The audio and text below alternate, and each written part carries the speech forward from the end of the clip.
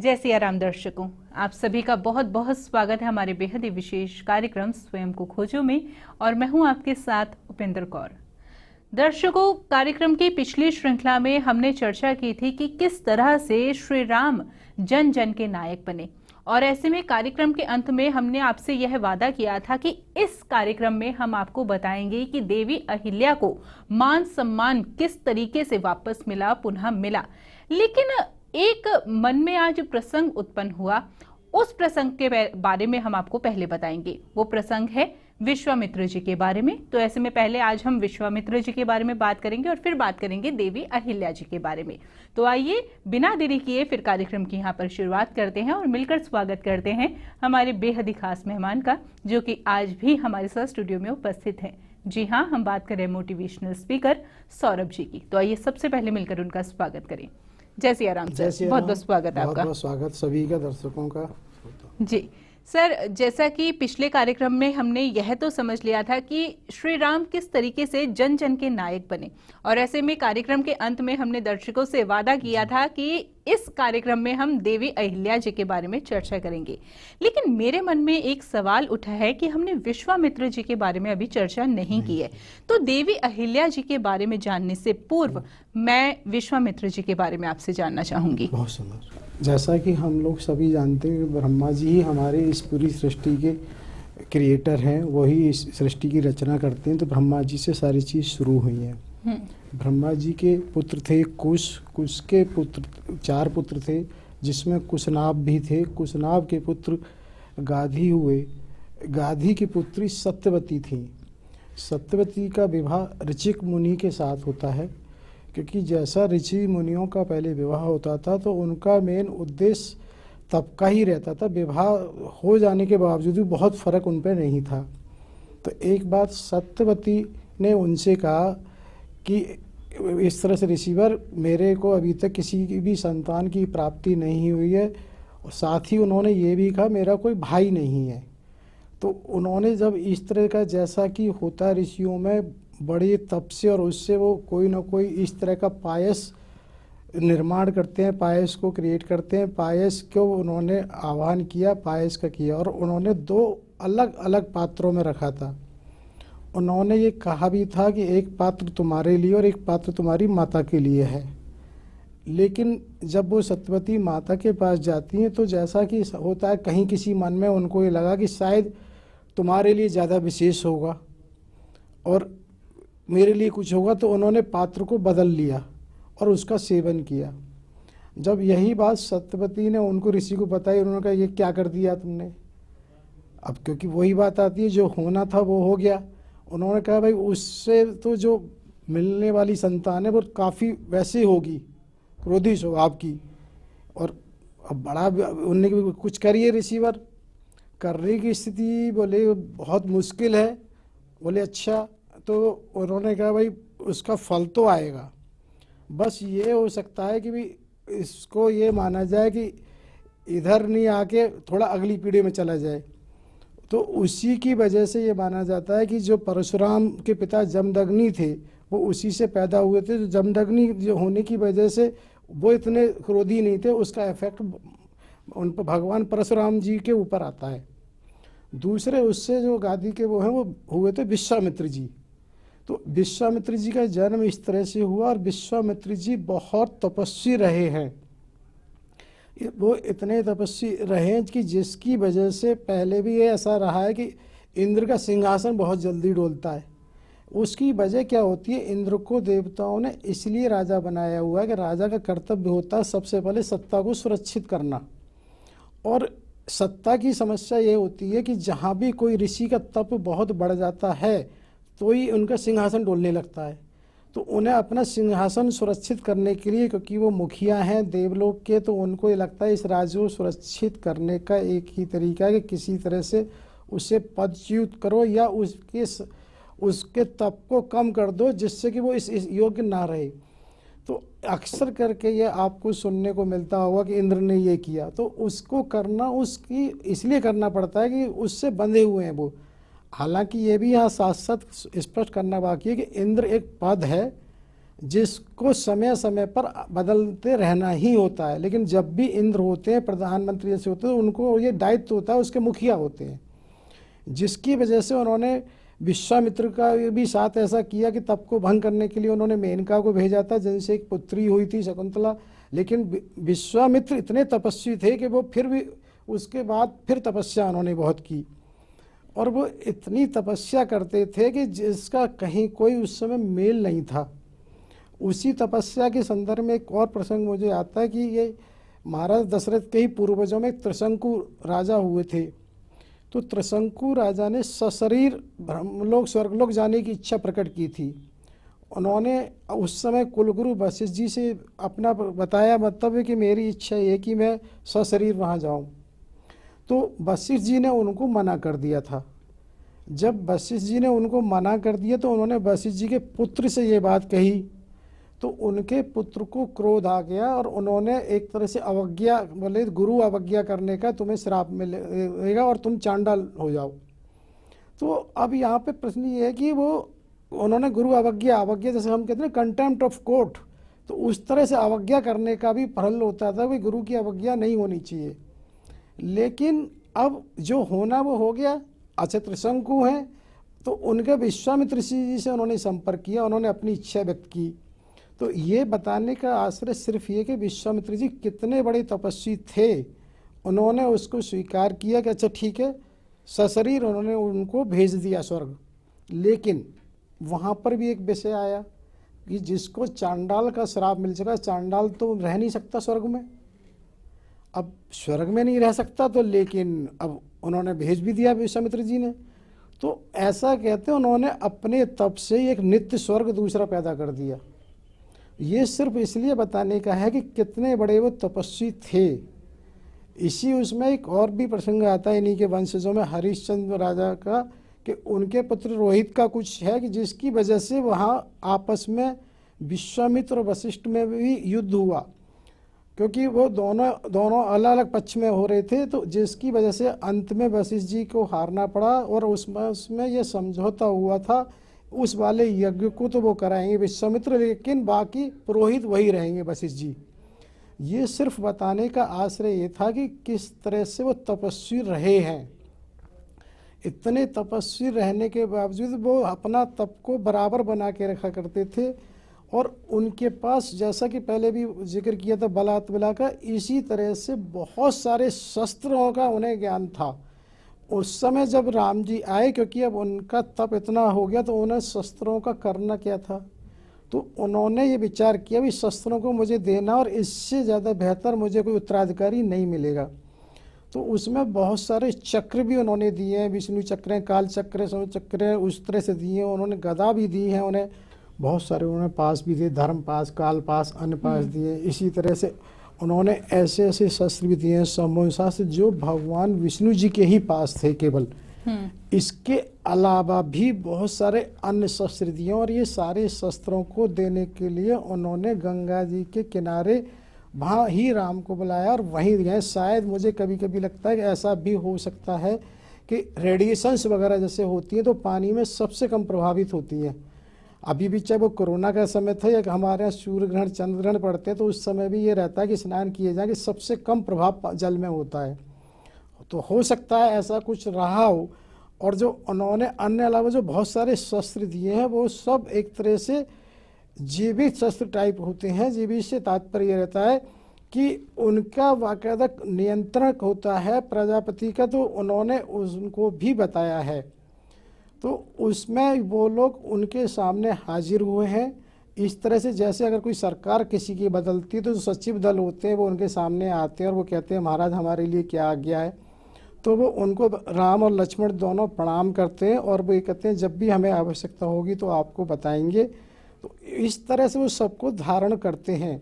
लेकिन जब वो देखते हैं कि विश्वामित्र जी चुप हो जाते हैं, क्या होता है, ये सब जो शास्त्र और शस्त्र देने की बात हो रही है ये प्रक्रिया की तरह, जैसे हमने बताया मेडिटेशन की तरह कि वो शांत बैठ जाते हैं और वहाँ पर कुछ ऐसा आता है कि कुछ परावाड़ी। मुझे लगता है कि इस परावाड़ी को समझने के लिए शायद हम इस तरह से समझ सकते हैं कि जैसे रेलवे इंक्वायरी वगैरह पे हम देखते हैं कि एक ही साउंड में, एक ही उसमें वो कन्वर्ट होता रहता है मैसेज।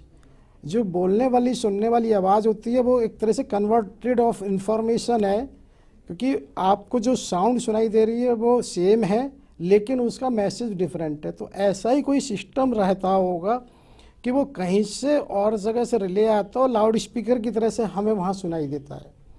तो वहाँ पर विश्वामित्र जी जब उसे दे रहे होते हैं और देने के बाद चुप हो जाते हैं, तब भगवान राम फिर वहाँ से ये कहते हैं कि महर्षि, इनके उपसंहार का भी तो कोई तरीका होगा।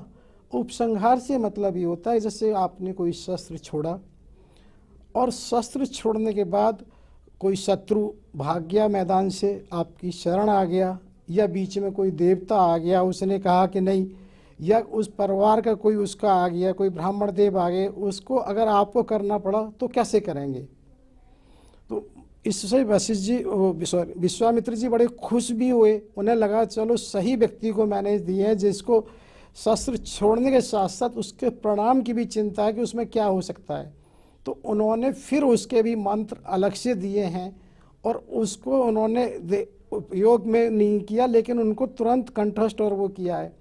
तो यहाँ चीज़ें मुझे ऐसा और समझ में आता है कि फिजिकली प्लस डिजिटली कि क्या है कि जो चीज़ दी जा रही है वो है, लेकिन उसकी सारी कंट्रोल इस तरह डिजिटली, जैसे हम किसी चीज़ को रिमोट से कंट्रोल करते हैं, पासवर्ड से OTP से कंट्रोल करते हैं, उसी तरह से कोई ऐसी सिस्टम है जिसको वो सामने नहीं दिखता लेकिन सारा कुछ ट्रांसमिशन हो जाता है। उस ट्रांसमिशन की होने की वजह से सबसे बड़ी बात है, राम और लक्ष्मण में बिल्कुल ऐसा कुछ नहीं आया। जैसे किसी को किसी चीज़ की अगर प्राप्ति हो जाती है तो प्राय ये देखा जाता है कहीं ना कहीं मन में एक वो आ जाता है उन्माद टाइप, ऐसा बिल्कुल कुछ भी नहीं रहता वहाँ और बहुत ही सामान्य तरीके से वो रहते हैं। तो जब वहाँ सामान्य तरीके से रहते हैं तो उनको अन्य चीज़ों के भी जो ज्ञान आवश्यक होते हैं विश्वामित्र उनको देते हैं। जी, विश्वामित्र जी जैसे राम लक्ष्मण के साथ उनको सारी वो दे चुके होते हैं। जब उनका उस आश्रम से जो यज्ञ का मूल उद्देश्य था वो पूरा हो जाता है, तब वो वहाँ से चलने की तैयारी करते हैं। और जब से बताया कि जो चलते हैं तो अब राम जी का ये विशेष हो गया कि जन जन से कैसे जुड़ना है, क्योंकि अब उनकी ख्याति और इस क्षेत्र में भी इसलिए बढ़ जाती है क्योंकि उनको जब ये ताड़का और सुबाहु और मारीच का हुआ है तो उसके बाद सबने ये आके देखा कि अरे ये तो बिना किसी सेना के हैं, बिना किसी उसके हैं। तो एक आम आदमी के मन में क्या आता है, साधारण आदमी कि हाँ भाई हम में से ही हैं, तो थोड़ा सा जुड़ाव सा उससे उसका हो जाता है। तो उस तरह से उनके और जुड़ाव वहाँ से शुरू हो जाते हैं। साथ साथ जैसा कि बताया कि वो सबको मानसिक स्तर से भी उठाना चाहते हैं कि नहीं हम हर तरह से सक्षम है, एक आम आदमी कुछ भी कर सकता है। तो उससे सबको प्रेरणा मिलती है और उनके साथ एक तरह से दल बनना शुरू हो जाता है। जब लोग जुड़ते चले जाते हैं जननायक के तौर पे तो विश्वामित्र जी उनसे बाकी चर्चाएं भी करते करते उनसे उसके बारे में, गौतम ऋषि की पत्नी अहिल्या के बारे में चर्चा करते हैं, उस घटना के बारे में उनसे कहते हैं कि इस तरह से गौतम ऋषि का जो आश्रम है बहुत एक समय पहले ख्याति प्राप्त और इसमें सब कुछ बहुत उच्च स्तर का हुआ करता था, लेकिन ये घटना हुई इंद्र की वजह से, तो उसके बाद उन्होंने उसका त्याग कर दिया और ये आश्रम बिल्कुल वीरान हो गया है। तो उस समय जब ये बात आती है कि भाई ऐसा हुआ आश्रम, तो मुझे एक चीज़ ध्यान आई कि जब हम बहुत पहले जब प्रसंगों में चर्चा की थी पुराने समय में कि कुछ भी कहीं भी कभी भी अचानक नहीं होता, हर स्थान व्यक्ति वस्तु का अतीत और भविष्य रहा होता है। तो एक आश्रम है, इसका भी पहले बहुत ऊपर उसका वो रहा, वर्तमान में वो बिल्कुल खंडर और उसमें हो गया है। इसको एक व्यवहारिक तौर से ऐसे समझ सकते हैं कि अपने भारतवर्ष की राष्ट्रीय राजधानी 1911 से पहले कलकत्ता थी, वर्तमान में दिल्ली है। अगर हम 1911 की कलकत्ता और दिल्ली का कोई तुलना करेंगे तो आपको देखेंगे बहुत अंतर था। तो होता क्या, समय काल और उसके हिसाब से परिवर्तन होता है, लेकिन एक ही परिवर्तन बहुत सारे परिवर्तन आगे के लिए भी करता है। तो निश्चित रूप से 1911 से पहले अगर कलकत्ता का देखेंगे तो कुछ और रहा होगा, और दिल्ली को क्योंकि वैसे तो ये माना जाता रहा इंद्रप्रस्थ ये पहले भी बहुत बार राजधानी बन चुकी है, लेकिन परिवर्तन संसार का नियम था, है और रहेगा। तो उसको ये बताने का आश्रय था कि उस आश्रम का भी अपना एक कहीं ना कहीं इतिहास रहा। उसके बाद वहाँ वो घटना घटती है। जब घटना घटती है तो ये स्वाभाविक होता है कि समय के साथ जिसके साथ पीड़ा होगी होती है, जो पीड़ित होता है, जो शोषित होता है, वो अपने को कहीं ना कहीं अकेला महसूस करता है। शारीरिक क्षति को भुलाना इतना मुश्किल नहीं होता, लेकिन मानसिक और अन्य क्षति को भुलाना बहुत मुश्किल होता है सामाजिक को, क्योंकि किसी को समाज से यदि बहिष्कृत कर दिया जाए तो उसको पुरस्कृत आसानी से नहीं किया जाता है। तो उसी चीज़ को भगवान राम का, क्योंकि ये उद्देश्य है कि कहीं ना कहीं जन जन को, क्योंकि आप एक बात देखिए, कोई भी व्यक्ति 100% सही नहीं होता और कोई भी व्यक्ति 100% गलत नहीं हो सकता। तो अब उसमें यही आदमी दिखने लगा इसमें कमी है, तो कमी तो किस में नहीं है, और कितनी भी कमी हो कोई ना कोई उसमें भी अच्छाई होगी। तो ऐसा नहीं, अहिल्या भी अगर गौतम ऋषि की पत्नी बनी तो कुछ तो रहा होगा, क्योंकि ऋषियों की पत्नी बनना भी इतने सम्मान का विषय होता है, इतनी आसानी से नहीं होता। तो होता क्या है, जब ऋषि विश्वामित्र उनको लेके जब वहाँ पहुँचते हैं तो वहाँ उनके साथ पूरे और भी दल में ऐसे बताया कि लोग जुड़ते जा रहे हैं, तो वो सब होते हैं, क्योंकि वहाँ भी वो किसी बिना रथ के चल रहे होते हैं, थोड़ा सा तो उससे और जागरूकता बढ़ जाती है। जब वो वहाँ पहुँचते हैं तो उस आश्रम का जैसे कि बिल्कुल स्वाभाविक उसमें कोई ऐसा रहेगा ही क्यों, ये माना जा रहा है कि उसमें इसी तरह की कुछ और स्त्रियां वगैरह रही थी जो समाज से बहिष्कृत करें या तिरस्कृत करें, कुछ उस तरह की थी। तो वो एक आश्रम कम, ये कहना चाहिए कि एकांतवास और उस तरह से था। तो अब यदि वहाँ पहुँचते हैं राम भगवान, तो तब वो सबसे पहले जैसा होता है व्यवस्था के तौर पर कोई बाहर आएगा तो उन्होंने इच्छा व्यक्त की कि ऐसे से हमें अहिल्या माता से मिलना है। अहिल्या माता से जब, तो अपने आप में बड़ा एक सबको विचित्र लगा कि अहिल्या माता से मिलना है। तो पहले तो विश्वास नहीं हुआ, लेकिन नहीं, वो जहाँ जाते हैं और मिलते हैं। जैसा यहाँ पे एक विषय आता है कि वो पत्थर की अहिल्या और उस तरह से, तो मुझे तो ऐसा आभास होता है कि कहीं ना कहीं जिसे कहना चाहिए डीप डिप्रेशन कहें या कोमा कहें या कुछ इस तरह की स्थिति फिजिकल रही होगी, जिसको, क्योंकि उनके पास हमने पहले से जैसे चर्चा की, इतनी तरीके के अस्त्र और शस्त्र और दिव्यास्त्र और उनके पास हो गए हैं कि संभवतः ये समस्या इतनी बड़ी हो नहीं सकती उसके सामने। कोई शारीरिक आदि व्याधि का भी ऐसा नहीं कुछ रहा हो, क्योंकि यहाँ कोई वो व्यक्तिगत उसमें नहीं उपयोग कर रहे हैं, किसी भी कारण से रहा हो। लेकिन उन्होंने उनसे जब मिलने की जब बात रखी है तो ऐसा आता है कि एक बार तो उन्होंने संकोच किया वो मिलने से कि नहीं, मुझ जैसी उससे पवित्र और अपवित्र से मुझसे कैसे मिला जाएगा, मैं इस लायक नहीं हूँ। उन्होंने जब संबोधन माता का किया तो जैसा कि उनका एक वाणी में वो रहता है आकर्षण, तो उसके बाद वो उनसे मिलते हैं तो निश्चित रूप से एक अश्रुधारा बहती है। उस अश्रुधारा बहने के साथ साथ तब फिर वहाँ पे वो कहते हैं भगवान राम कि माता, हम ये चाहते हैं भी तुम्हारे आश्रम में ही कुछ हमारी सेवा सत्कार हो। वो बड़े उससे कहती हैं कि अरे हमारे तो बन के कंदमूल फल से किसी तरह से अपना जीवन यापन कर रहे हैं, यहाँ तो कोई ऐसी व्यवस्था किसी भी तरह की नहीं है, ना कोई सामग्री है, ना कोई किसी भी तरह की नहीं है। तो ये बात कही जाती है कि आप केवल अपनी स्वीकृति दें, जो समुदाय आया है वो काफ़ी सामग्री और वो सब लाया है, उसकी कहीं कोई दिक्कत नहीं है, बस आपकी स्वीकृति की ज़रूरत है। जब वो स्वीकृति देती हैं तो फिर उसमें सब में जन आदेश जो है उसको कि एक जन जन के अंदर एक चेतना जागृत हो जाती है, बताइए ऐसा भी कार्य किया जा रहा है, तो सब लोग उस आश्रम के तरीके से सफाई या अन्य व्यवस्था में लगते हैं। उसी समय विश्वामित्र ब्रह्मर्षि से बात करने के बाद ये बात की जाती है अहिल्या जी से कि हम यहाँ पर एक यज्ञ करना चाहते हैं। वो बड़ा चौंकती यज्ञ, और यहाँ तो किसी तरह की व्यवस्था भी नहीं, और यज्ञ में तो ऐसा होता ही नहीं कि केवल महिला यजमान हो। तो उसी समय फिर ब्रह्मर्षि विश्वामित्र जी इस बात को कहते हैं कि नहीं, हम उनको संदेश भेजेंगे गौतम ऋषि को और गौतम ऋषि के पुत्र सदानंद जी को, क्योंकि वो जनक महाराज के वो कुलगुरु हैं, उनको संदेश भेजेंगे कि वो लोग इस आश्रम को छोड़ के वहाँ चले गए हैं दूसरे आश्रम पर, और फिर भी यदि वो नहीं आते हैं तो फिर हम ये करेंगे, प्रतीक के रूप में उनकी एक मूर्ति आपके साथ बनाएंगे और उसके साथ में ऐसा करने की कोशिश करेंगे।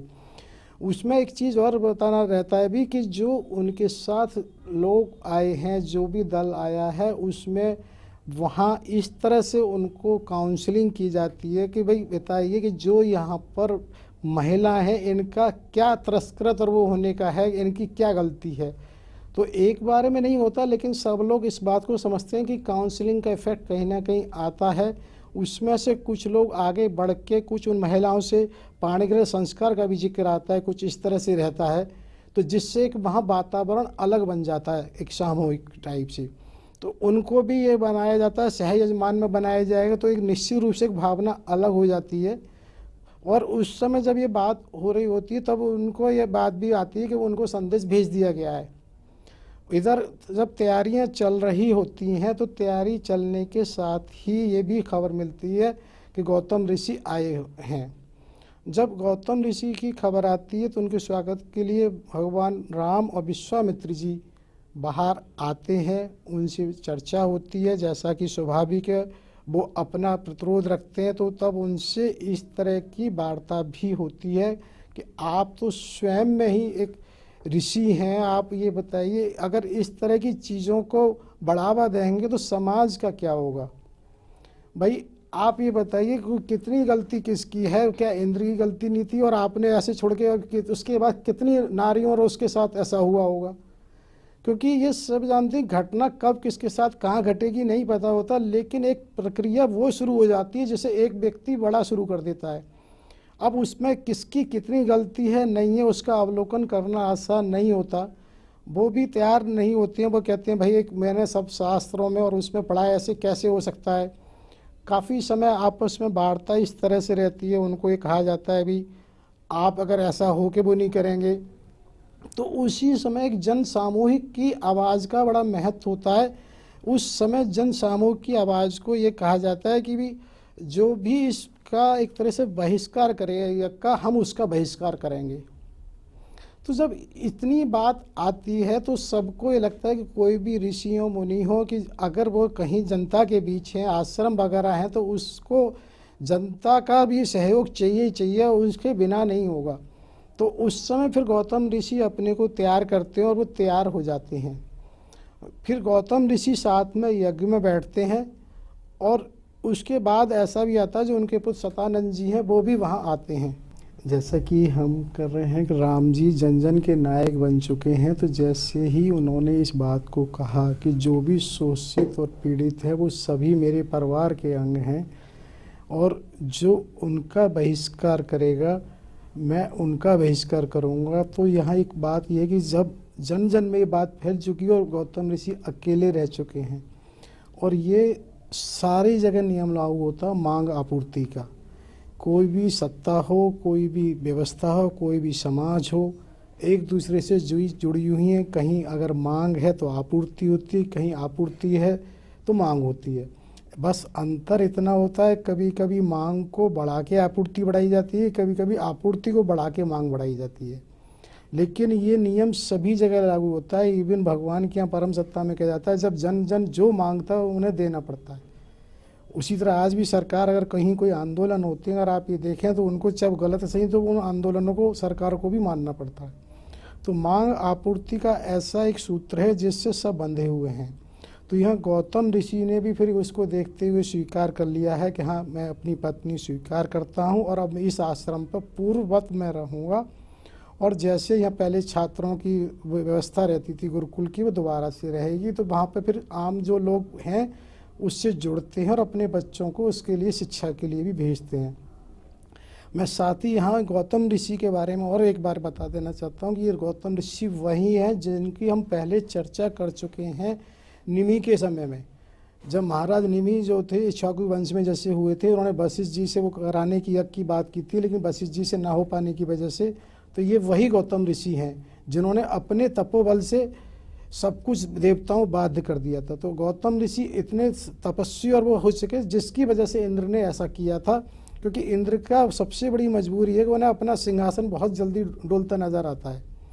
तो उसके बाद ये इसलिए तपस्वी का जिक्र किया कि वो वही गौतम ऋषि हैं। जब ये स्वीकार कर लेते हैं अपनी पत्नी को सहज, तो उसके बाद सब लोग सहज तरीके से वहाँ भोजन करते हैं। अहिल्या को जब इतना सम्मान मिलता है, वो विशेष रूप से भगवान राम के पैरों को छूनी, तो वो कहती माँ क्या कर रही हो, और वो ऐसा तो करने का मतलब ही नहीं है, लेकिन उनके मन में एक अगाध श्रद्धा हो जाती है। तो उसकी वजह से जब वहाँ पे वो सारा यज्ञ भी संपन्न हो गया और साथ में बैठ के जब वो भोजन करते हैं, तो उससे और उनकी छवि बढ़ जाती है। उसके बाद वो आश्रम व्यवस्थित हो जाता है, और इधर सतानंद जी वहाँ से जो आए हुए थे, जो कहा था कि महाराज जनक जी के वो गुरु हैं, क्योंकि वहाँ पर स्वयंवर की तैयारी और वो सब चल रही होती है, तो वो यहाँ पर विश्वामित्र और राम और लक्ष्मण को उनकी तरफ से भी निमंत्रण देते हैं और अपनी तरफ से, क्योंकि जैसा हमने बताया कि कुल गुरु का एक बहुत बड़ा स्थान होता है कि वो जो भी कर सकते हैं उस पर कहीं कोई काट नहीं है, कहीं किसी राजा को वो नहीं है। तो उन्होंने उनकी तरफ से भी और अपनी तरफ से भी उनको निमंत्रण उसमें शामिल होने का दिया है कि वहाँ आप आएँ राजा जनक के यहाँ और वहाँ पधारें। सर, अभी तक इस कार्यक्रम के माध्यम से बहुत ही सुंदर प्रसंगों पर आपसे चर्चा हुई, लेकिन एक सवाल मन में उठा कि राम जन्म के बाद तो बहुत समय बाद जो है राम वन गमन हुआ था, लेकिन क्या राम जन्म से पूर्व भी कुछ श्राप और वरदान हुए थे? अगर ऐसा है तो इस विषय में हम आपसे जानना चाहेंगे, लेकिन अभी तो कार्यक्रम में वक्त हो चला है विराम देने का, तो ऐसे में कार्यक्रम की अगली श्रृंखला में हम इसी विषय पर आपसे चर्चा करना चाहेंगे। तब तक के लिए आपका बहुत बहुत धन्यवाद। बहुत बहुत धन्यवाद। जय सिया राम। सभी दर्शकों को सादा नमन वंदन प्रणाम करता हूँ, बहुत बहुत आभार व्यक्त करता हूँ। आप हमारे संत वाणी चैनल को सब्सक्राइब करें, वीडियो को लाइक करें, शेयर करें और हाँ, बेल आइकन पर क्लिक करना बिल्कुल ना भूलें, ताकि हमारी किसी भी वीडियो की सूचना सबसे पहले आपको मिले।